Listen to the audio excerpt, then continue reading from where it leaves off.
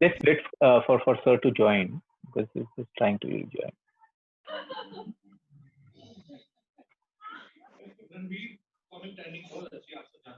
Yeah, he's joining.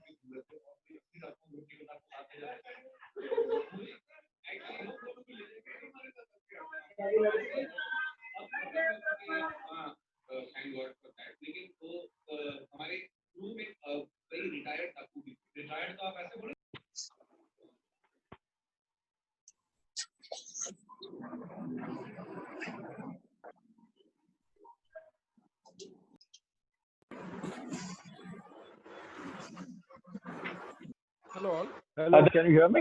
Yes, sir. Yeah, Yes, sir. yeah, we can hear you, sir. We can hear you. Others, please mute your microphones. Others. Can I start? Yeah, sir. Yes, sir. Please. Yes. Thank you. Oh, okay. Okay, so we were till this 1987. If I'm wrong, please correct me. We finished that. So later on, after 1987, there have been more battles, and in 2003, ultimately, now the things have cooled down, I believe. I'm not privy to most of the thing what is happening now. So this is the basic thing of glacier, the importance and all I have told. Now, what I want to really tell is about what kind of a life a soldier faces there. You know, the administrative problems are it's very difficult to even unless one really experiences them and is good at words.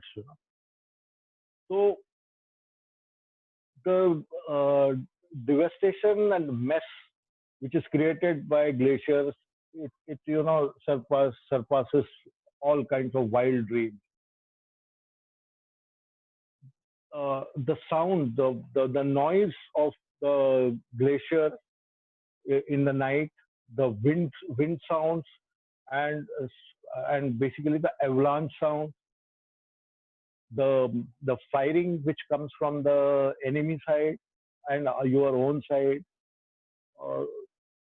Everybody, any army person, especially more war-prone people like General Nimborkar will vouch by me. The experience which you gain in actual firing cannot be taught in any schools of instructors, even in the army.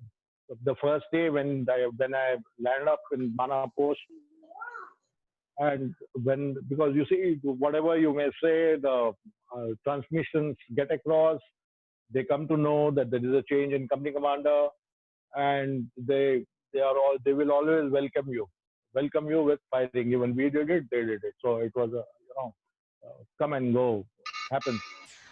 So this kind of thing continued. The first day I saw that firing, and especially something known as airburst. Airburst is something, those shells which come and they burst right on top of your head. So that is known as airburst, and it is devastating for a minute. And this is a small little experience. That's what we say. You may become an officer, you may become anything, but what your Jawan teaches you is more than the courage which he puts into you. I was in that small, you can't say tent, it was an igloo kind of a thing made of small rags of things, where I was just sitting on a little bit of what you can call bed. It was not a bed. And my buddy, he was making tea, and I was just returned from junior command course. I had done that with General Nimborkar. And I said, यार हम position लेना, साला firing हो रहा है चारों तरफ. That guy says, आप बैठे रहो यहाँ पे अभी तक कभी शेल गिरा ही नहीं है, यहाँ पे नहीं गिरेगा. I mean, this kind of confidence and battle experience only once you go there you can say. The shells landed up pretty close to us, but they never landed on my head. God saved for them. So you see, as a young officer of 28, 29, 30 age, you face a lot of problems. If you start from the morning, the administrative part of it. I'll tell you that. Firstly, the clothing. Now, every Jawan of ours, when I don't know whether they are following the procedures now, when you are kitted for the first time, and there I thank the whole process in our government. In those days, also, I'm talking about 87. We used to, when we were kitted and we used to come out, they used to say the cost of the equipment which you are wearing, and I'm talking about 1987, was 86,000 rupees in those days. Right from the camouflage boots and the dawn jackets and the rucksack and the bed and everything. The rolls, bed rolls and all, the balklava, then the cortina goggles, and that is for Jawan. And mind you, not to be reused. Once you are done, it is burnt. Now, this kind of money was just being spent on each individual who was going up. So you can just imagine. So this is so far as the clothing is concerned. The food. Our armies, actually the fighting troops are based on class composition or say region composition. Like we have Gurkhas, there are Sikhs, there are Punjabis, those kind of things. So what happens is that all the troops like the same kind of food. And I am talking again about 1987. Now the things would have improved much more, and I think the troops are more comfortable. But we were told, okay, what is our troops are rice eaters. Even in breakfast, if they are given rice, they will enjoy it. So our rice used to come pre-cooked biryani from Hyderabad. Can you believe it? It used to be delivered in Glacier. I'm talking about 1987. Imagine the logistics involved in this. The food which was given to us was sumptuous. Nobody can crib that the troops are not looked after anywhere in the country. It's under any government. I'm not about talking about that. So that was about the food. But the point is, because of the rarity of, you had cashews, badam, you will not believe it, my bed, because you really can't have a bed. My bed was made of filled Cadbury chocolate crates because nobody used to eat those chocolates. But the supply chain which was involved, they wouldn't care. They say, this is the authorization of this particular post. It must reach there. What they do with that is their business. So we used to make bed out of that and sleep over it. Cadbury chocolate crates. I'm personally, I was, if you can say guilty, yes, I was. And so that is one, the food part. But you just can't eat because of the lack of oxygen. You keep losing weight. I went with 67 kgs of weight, came down after 6 months as 51 kgs. And this is with all the troops. Not only me, it is common. There is nothing great about it. So the food was like that. Now, when in Bilafondla, where I was talking about, Bilafondla, when there is a ladder,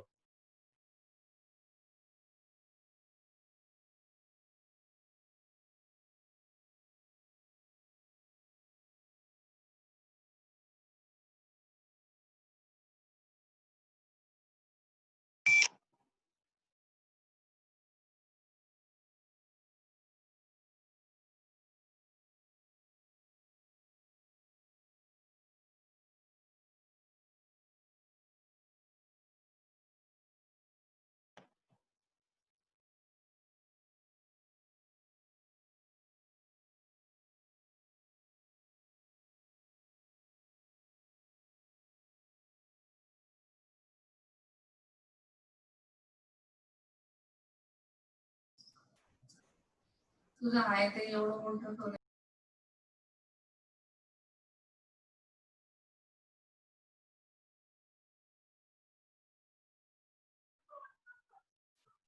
think he got disconnected. So let me. Yogesh, can you just check it out with sir? He's disconnected. Yogesh.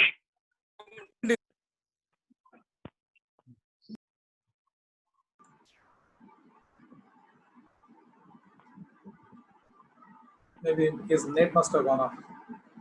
He got disconnected. Yeah, seems like it.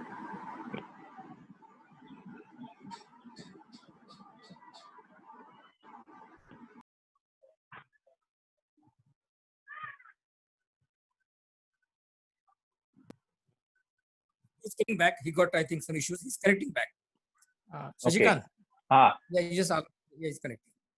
okay, okay.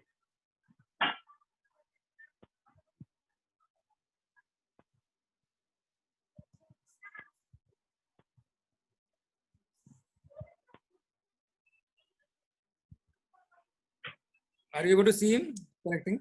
No, no, no, no, not it. He reconnecting. I said relog in. Fine, fine. We'll wait for him.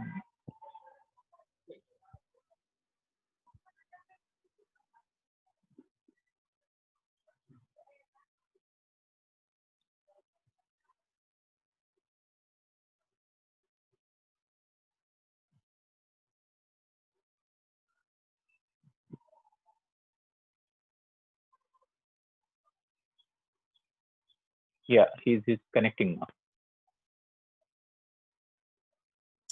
Yes, yes.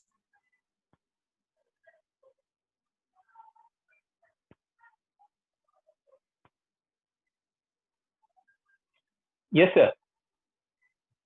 Okay. You can continue, sir. Hello.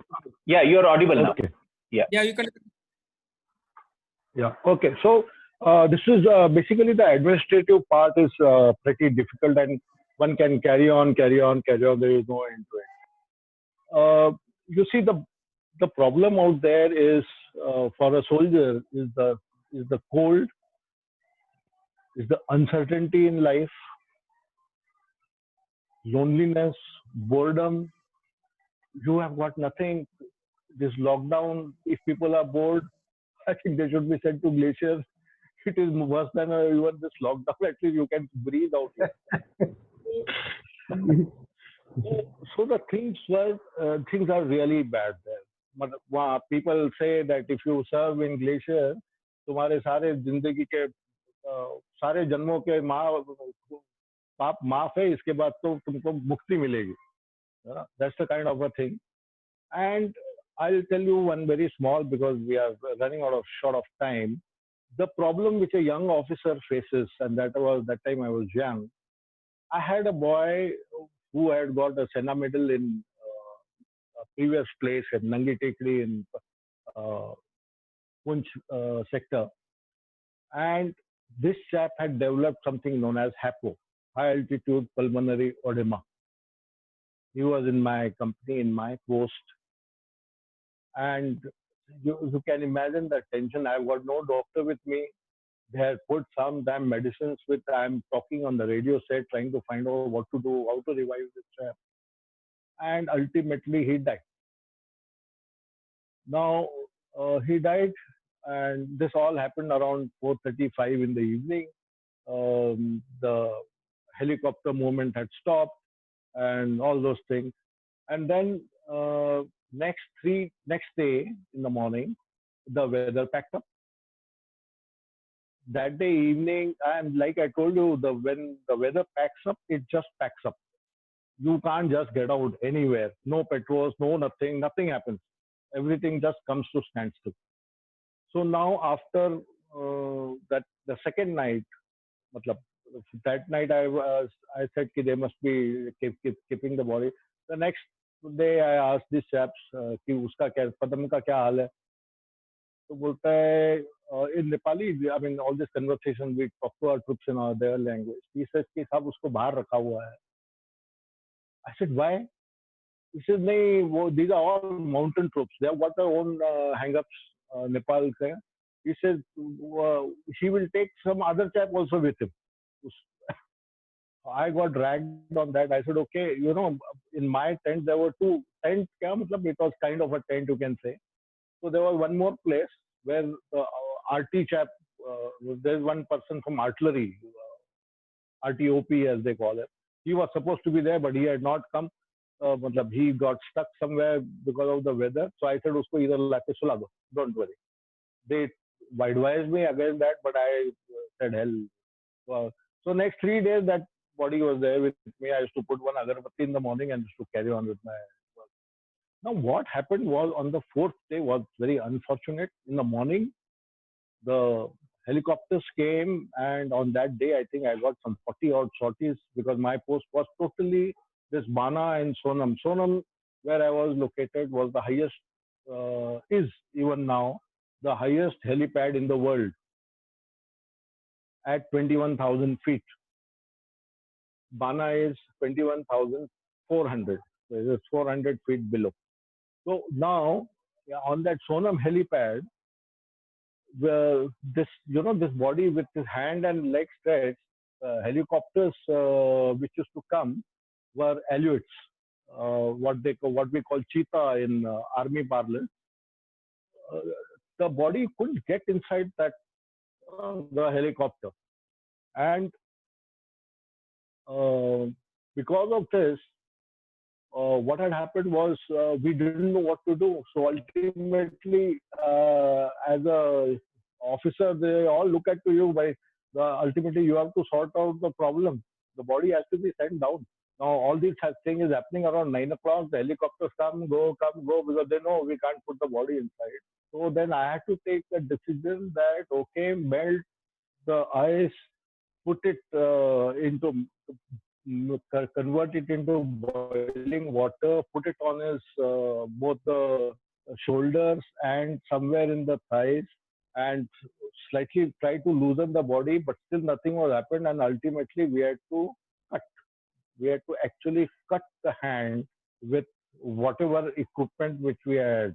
We had hardly anything. We had a saw or something which had come for some reason to make some huts and all. So we had to cut and somehow measure the door of one of the helicopters coming कि इसमें कैसे उसको घुसाएंगे, and then we just closed it and closed it and sent the body. So these kind of experiences you get in that place.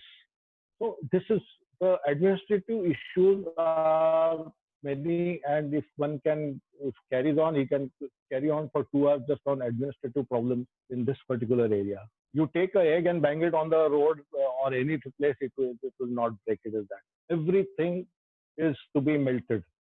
If you want to drink water, you have to melt the ice.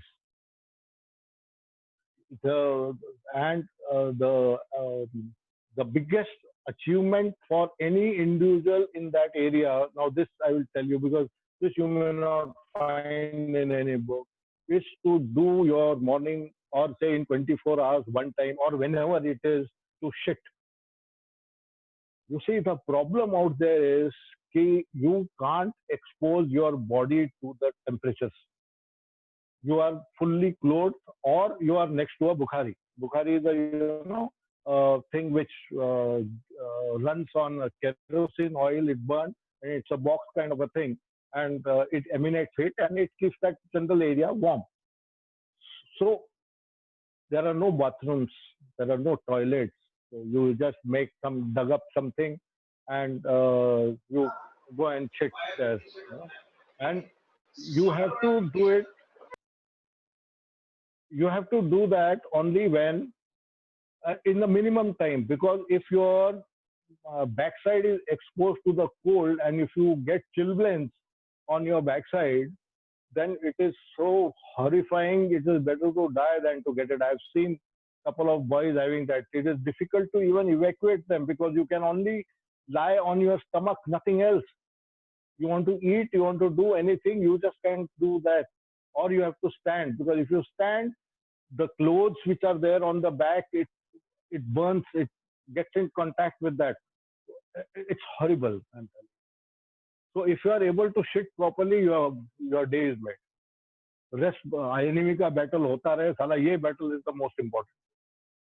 Now these are some of the administrative issues. So we are quite closing to the time, and I don't want to miss out.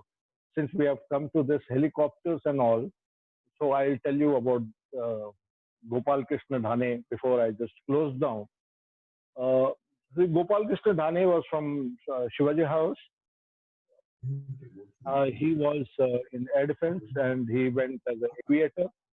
He was flying helicopters in that area in August 87 before we had gone there, before I had gone there. So what had happened was in this same post, he had come to land. Now I am telling you, the Aleut or Cheetah helicopter, it's flying ceiling height. Now just mind my word, all the guys who are technically minded, the flying ceiling height is 21,000 or at best 22,000, not more than that. And here you have got this helicopter landing at 21,000. So it has to, go much above it, and the terrain out there is such that when you land, you kind of dive to land, and when you take off, you really take off in a very vertical direction. For a helicopter, it's a very difficult maneuver. Why it has to be done like that? Because if you take a circuitous route, or if you take a gradual landing, or say taking off position, you are 100%, not likely, 100% exposed to the direct enemy firing anti-aircraft guns. They will fire on you and they will ready bring your helicopter down. So I have asked for the reports from my son-in-law is flying helicopters, so I have asked him to get this particular, all these accident reports are there somewhere. So anyway, so what I have been told about Dhane was that helicopter could not maneuver, and because of that it went and banged into the ridge next to us, and that helicopter was lying there when I also had gone. Then after about a couple of my stay, 2 months, I think somewhere in January or so, then I dug out that helicopter and got some souvenir for it. We are planning to present that thing to the school along with this photograph, and this is all I wanted to say, because my time was till 6:30 and it is just about 6:30. I'm sorry if I hope I have been able to put across the glacier in general, a way from a person who has got a first-hand experience in that location. If anybody wants to ask any questions. Yes. It was really a nice session, sir. Thank you, It was really nice session. Yeah. Thank you. Thank you so much. Colonel Tiger, for a moment we thought that we are on the glacier. Yeah, Thanks, yeah. thanks. Good Right. session. Nice to yeah. Okay. It's going to be even difficult to ask questions because we just can imagine, and you have lived the life there. It becomes very difficult. I was there, you see, for 147 days. Now, okay, now that you have asked, see, the maximum tenure for a person in a post like Bana and Sonam is 60 days. But I stayed for 147 days because, it's very easy to get a replacement for a boys. But officer replacement is very difficult. Because as it is, all the senior officers, General Nimborkar, always they will vice by. We are short of officers. Everywhere we are running almost like 50%.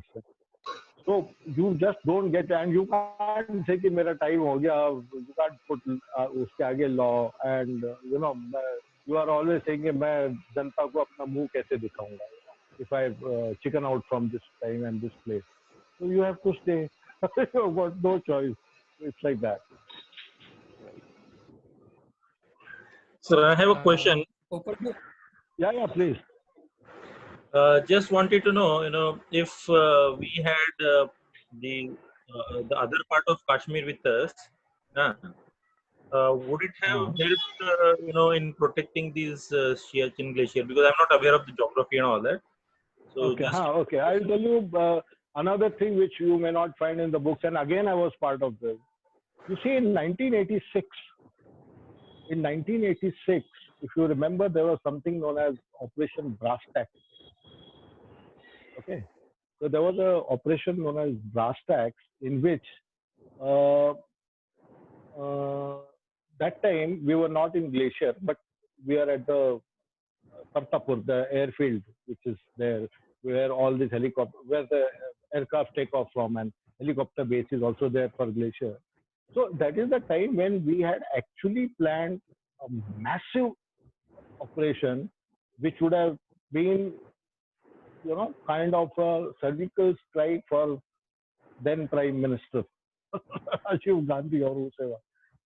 If it was allowed to go through, it was a massive thing. We had planned to go across the Shok Valley, across and go into Gilgit onto the Skardu airfield. Those were the plans of, and I know about this because our battalion was supposed to be the lead battalion, and we were rehearsing for that. We had even got D-Days. Every mail, that time there were no telephones anyway. So every mail, all STD booths were all just closed, and it was kept as a secret because the amount of quantum of troops involved was massive, and there was a massive build-up there. But at the last moment, we chickened out, or whatever may be the reason, I can't say. Political and strategic reasons, they just didn't go through that. But this is what had actually happened.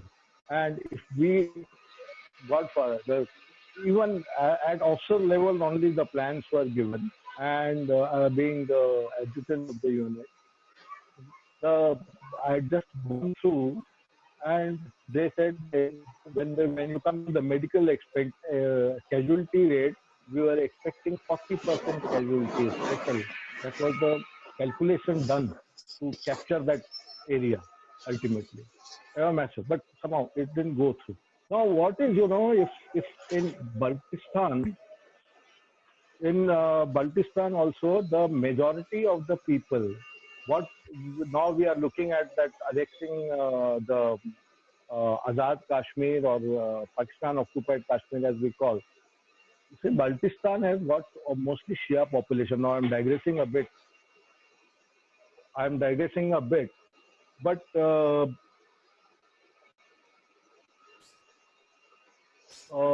Baltistan has got Shia population almost 80% to post independence. Now that has all this North light infantry troops are, by the way, Shia troops. These Shia troops have got connection with Ladakhis, in Ladakh, in Kargil area also. So there is a whole big drama going on. If we take what we are hearing in the newspapers these days and the TV channels that we are going, I think that will sort out Kashmir. If we had gone to that place, Kargil wouldn't have happened and Glacier wouldn't have happened in '87. What the then chief had planned, and for whatever reason it was called off. But I'm just saying, I was just too junior a thing, but I was part of the operations all right. So that is the thing about. So then there will be no requirement of glaciers. It will be all safe, and that's what I think what the present government is doing. We are not in the picture, but it looks like that. Yes. Thank you, sir. Any other question, please? Yeah, I have one question. Yeah, please. So, thing about surgical strike, is this like going on right from the beginning, or is it something new? Were we doing a surgical strike right before 1980 or 1990, or is it coming into the light only after 2014 or 2015? No, I don't think so. There were any surgical strikes of the nature like what we were planning, which we had planned, but we had not gone through. So like that, there may have been some surgical strikes planned, but for whatever reasons, the government didn't have stomach or whatever to actually execute them. That's what I think. and I'm not privy to that because this is a very high level. Perhaps General Nimborkar will be able to shed some light on that because he was in the know of the thing. But yes, there are. See a little bit. There were at some stage during the Kargil. I was there in the Kargil operations also. During that time, there used to be something known as hututu or kabaddi, what you used to call. You used to go across, have 500 meters, 1 kilometer, kill people, come back. You see, now if they come and behead our people and go, you think we are just going to keep quiet? You think we will not take revenge of that? We did. We did in similar kind or even more brutal. But then we don't propagate that, or even now we don't propagate most of the things which we do, because you see Pakistan can't tell, because for them it is liability. For us, you see the way they treat their troops and we treat our troops. Now, at least since George Fernandez was the defense minister, we have started sending the dead bodies to our to the villages and things like that. Now it brings up the unity of the nation. It's got colossal cost, transporting bodies here and there all over the country. So many people dying in the army, but then it brings unity in that village, in that small little place. पहले कुछ नहीं होता था.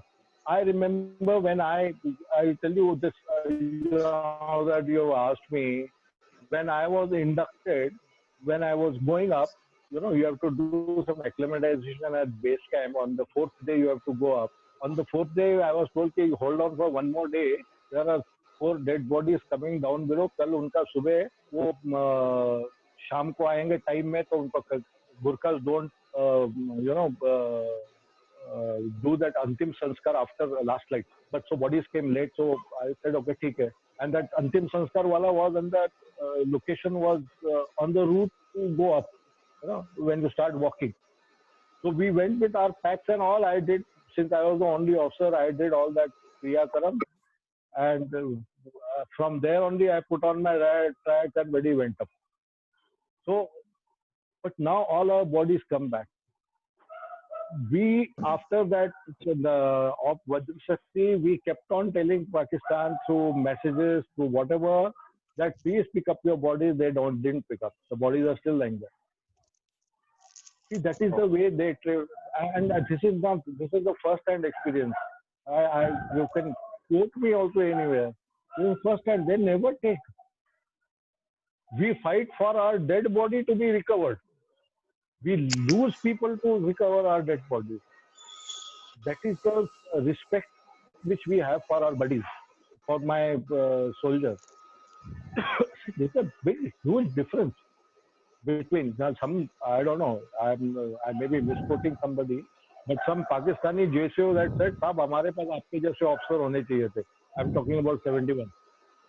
हमें कोई नहीं जीत सकता. So these are the facts.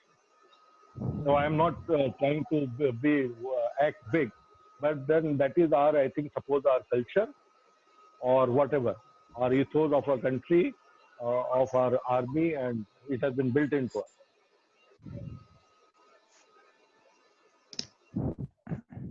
Hello, Yes, sir. Yeah. Sir, this is Jagdish Mai. Very thank you for such a wonderful experience. And as Sanjay Narkade sir said, that we were all everything visualizing directly. We are on the glaciers.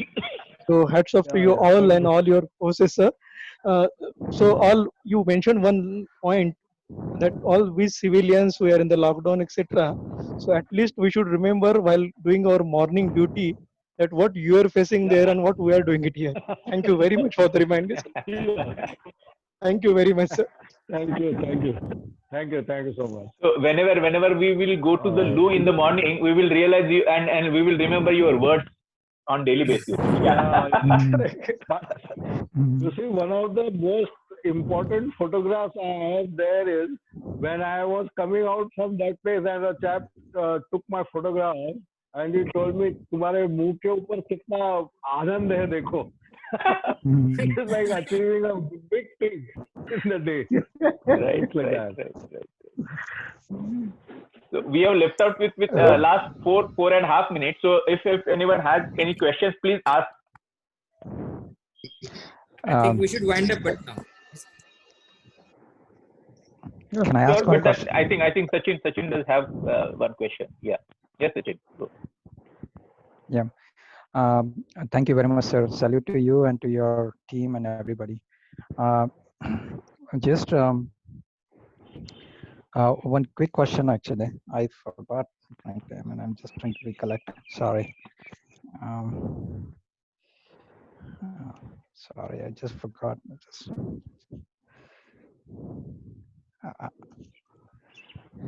Sorry, I'll have to No ask after some time. No issues. You forgot. can connect him later on, and then you can Yeah. clarify. Yeah, that should be a problem, because we are running out of time, and we have left us with 3 minutes. So if any quick questions, like please ask. Then You can even come to my place and join me for a drink. He's in USA. He's based in USA. You are in US. It will take around 2 lakh rupees, sir, to come down to your place from the US. Yeah. You can come down. I got the present black market rate. I got liquor worth lakh of rupees. Yeah, come. Right. So, anyway, great show, sir. It's been a very wonderful time for us. Having that first time hearing kind of a thing. I think. Thank you so much. Thanks for a lot. your patient hearing. Yes. Yeah. So thank you. Thanks, Bye. Dhananjay. Thank you very much. Okay. Thank you. Sir. Thank you. Thank you.